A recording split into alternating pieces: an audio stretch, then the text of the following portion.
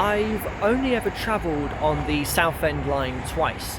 Once in 2019 for the sake of it to Southend, Victoria, because I would usually head there on the C2C network, and the other time in 2023 when I started a walk at Rochford station, went along the River Roach and then came back through the countryside. Well, this time I want to do a walk through Rayleigh, but I'm not starting here at its station. I thought I'd just take the opportunity this morning to tick it off before I then head somewhere else and then come back here later.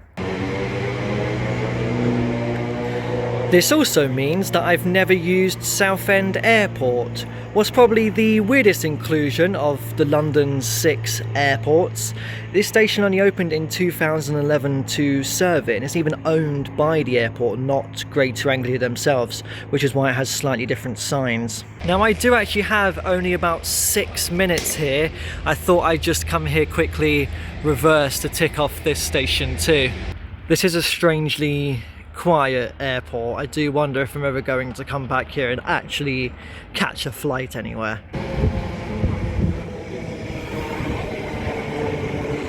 Oh, there's a Network Southeast pattern in the brickwork. I never noticed that last time I was at Rochford. Okay, after that little interlude, I can finally start my walk at Hockley station now. Southend Airport might be relatively new, but Rayleigh and Hockley are both original stations on the 1889 line.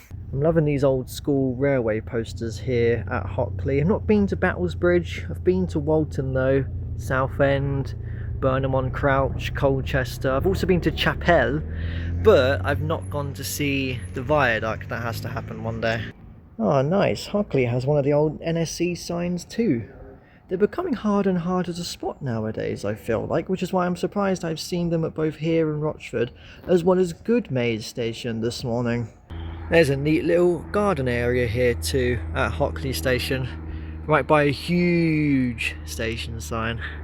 I think this is the nicest of the 3 stations I've been to today. So this actually only leaves Prittlewell station on the Southend line now. I've done all the rest.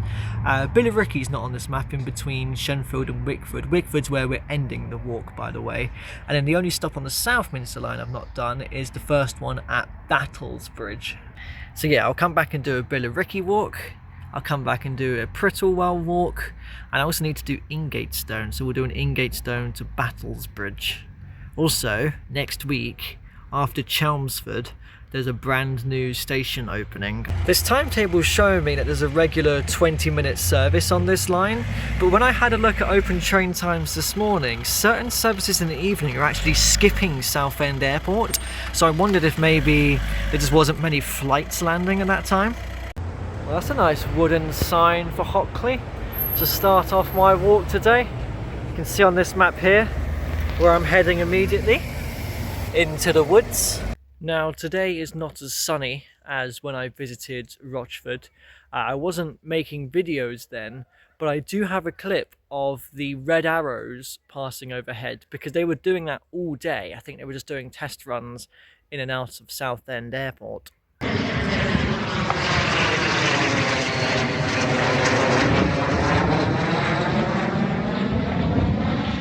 I am off on my walk nonetheless, and I picked up this leaflet from Hockley station, which does actually include a walk from it into the woods themselves.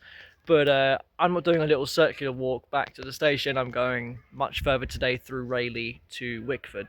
I also picked up a variety of leaflets. I'm such a hoarder. I've got so many railway leaflets and maps and whatnot, for information on each of the separate Greater Anglia lines, including the Southend one and the Gainsborough one.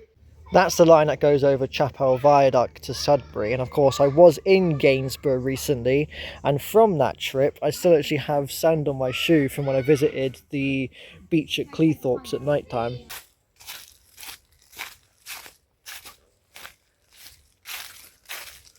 Well, my path through the woods brings me out into the countryside.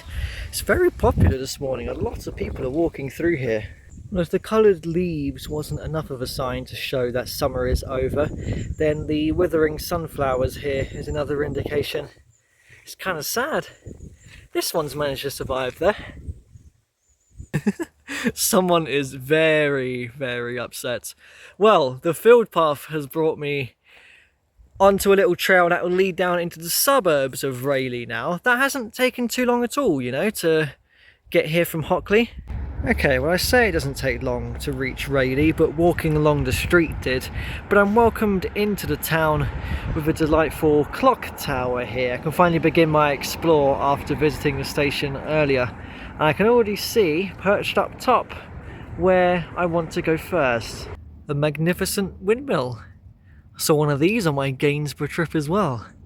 I'm glad I did that. I wanted to stay somewhere one more time before the end of the year. That green light reflecting on it makes me wonder if this looks really beautiful at night time. What's perhaps the crown jewel of Rayleigh though is the Rayleigh Mount, though I want to dispute that because I don't think there's going to be as much to see here, unlike the Windmill, and it's a good thing I have made it here because on Saturdays it closes early at 2 PM. It's owned by the National Trust. Ah, well, this sign gives the game away. This is the site of an old castle. There's a great fact there, the only Essex castle mentioned in the Domesday Book of 1086. Good location for it as well, between two rivers. Good defence spot. Good visual representation of what it wanted to look like as well. Guess we got to go to the top, right? Okay, there's not much up here, but there is at least a viewpoint. There's nothing really notable that stands out though. It's suburbs and then it just turns into fields. Oh, I wondered if you could, and I just realised that you can see the Windmill from on top of the mound too. Well, 1300 was when the castle was demolished. It's a long time ago. Get a good view from here too. I do think it's the highlight of Rayleigh. I think we can kind of combine it with the Windmill. Okay, on the mound I think is a good spot to take my first break of the day. I've got time before it closes at 2. Once I descend, I'll bypass the station because of course we were there this morning, and I'll take a little walk through the local Swain Park to get out of the town on the other side.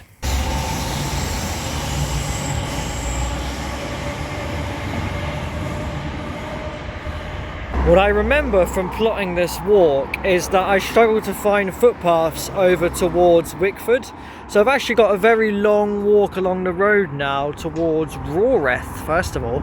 I think there is actually a bus in 9 minutes, despite it not being very frequent, which would take me up. I think I'm going to Bedloe's Corner. It'll only take 3 minutes. Do I do that or do I walk a mile? I think I stick to walking. I don't think that was the actual bus. Well, I've made it to the corner, I suppose, and the number 3 bus has not passed, but I'm being welcomed to Rayleigh by a village sign. I'm glad this is here, because when I checked on Google Street View, it had been taken away last time the car passed by. Just to have some sort of evidence that I am in a village, I'm away from the noise of the cars, and I've come across a nice, modest-looking church here in Rayleigh. I think I do have another road stretch coming up. It's unfortunate there's not enough footpaths around here. But for now, I do have one that is passing over a branch of the River Crouch. Strange to see it at this stage, because I know that for much of its route along what is the Southminster railway line, it is quite a huge estuary. It's actually a very quiet road anyways. And it's not even one all the way. I do have a bridleway, which does pass underneath a very busy road.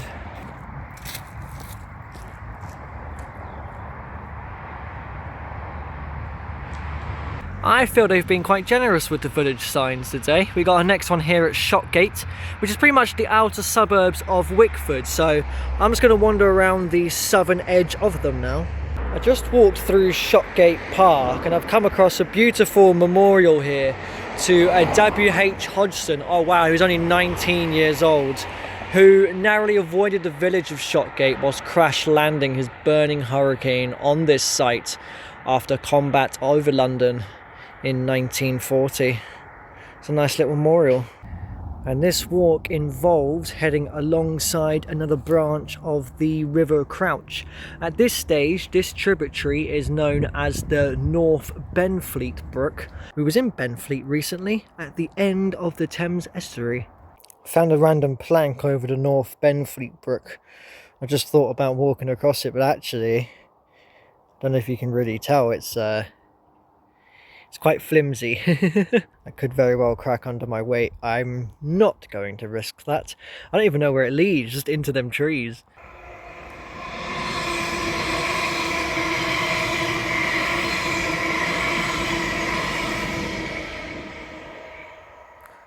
That was a weird path to take under the railway. The North Benfleet Brook continues to flow into the Wick Country Park, which, now that they've removed the Wick from Wickford, it gives us a clue as to where the Ford bit of the name comes from. Ford, or Ford as it probably should be pronounced, does literally mean the crossing of a river, so in this case it will be the River Crouch.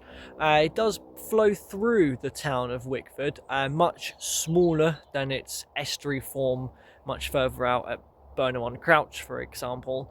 I wanted to walk a little section of that today because you can do so north of the town, but because I also wanted to come to the country park that's far south of the town, it was really difficult to squeeze both of them in, so we can always come back and do that another time. Even for me now heading into Wickford, it's going to be quite a considerable route through the suburbs. That's just what you got to do sometimes if you want to come and visit these sparse green spaces that are few and far between. When I say it's south of the town, I really do mean it. I'm going to have to do a loop and head out the same way I came in, because there really is no other footpaths around here. South of here you do have the South End arterial road, which I've always found to be rather notorious for not having that many crossings over it. Oh, hello. I just spotted something off of the path. I'm going to have to cross the North Benfleet Brook. Hang on. Okay. That could have come better. Hang on, I'm sliding down here. Aha. It's a pillbox.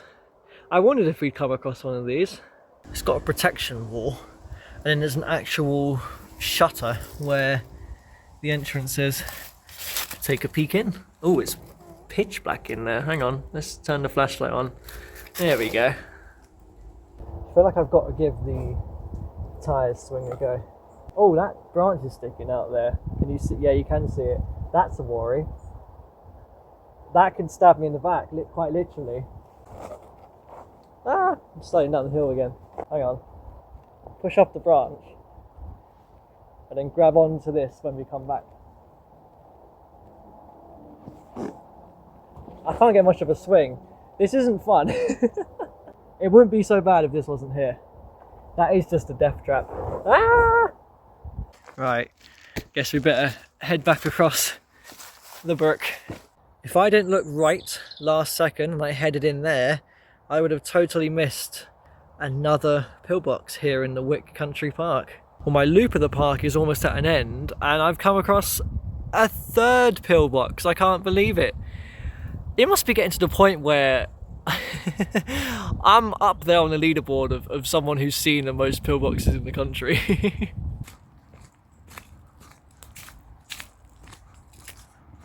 I have managed to find a little local woodland in the suburbs. That's nice, it breaks up this monotonous stretch somewhat. Wow, this is our fourth sign of the day. One for Wickford, the end of the walk, which admittedly is situated in the middle of a non-pedestrianised roundabout. It's more of a welcome sign for all of them cars, but I'm here nonetheless. Alright, I've successfully made it across the roundabout, and wow, there it is. That is the River Crouch. Very much not in an estuary form. It's even been put into a culvert at this stage. I think that'll be the closing shot of Wickford for today. Well, I finally made it to Wickford station as soon as it's getting dark. Seems like they've just started work here for a new station building to open next year, but I remember they demolished the old one years ago at this point. These kind of prefabricated shelters have already been here for quite some time. Sunset was happening last time I was here. I also think this was the first place I caught one of the 7:20 trains on the Greater Anglia network when I was coming back from a River Crouch walk, funnily enough. Well, thank you for joining me on that Essex walk. Join again for when I do one in Billericay and Battlesbridge and Prittlewell. That was the other station, wasn't it? Got a lot of walks to go, a lot of stations to visit. Please check our website or to plan your journey.